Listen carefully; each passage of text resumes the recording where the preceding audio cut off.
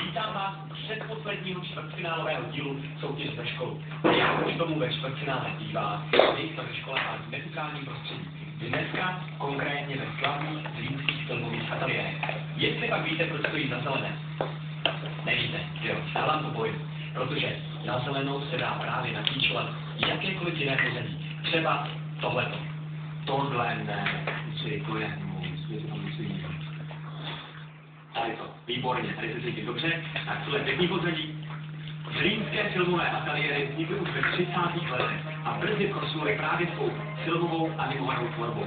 Cesta do pravěku, Baron Prášil, tyhle ty filmy Karla Zemana vznikly právě tady.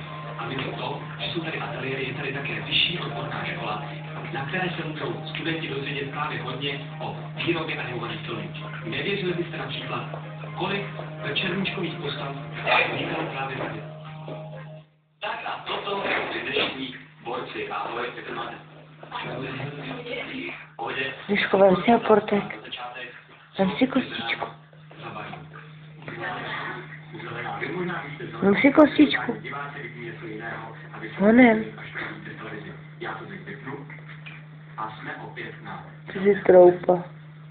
Pro vás, jako nástroj můžete používat klešky. Ničím jiným se bod ani tkaníček nesmí.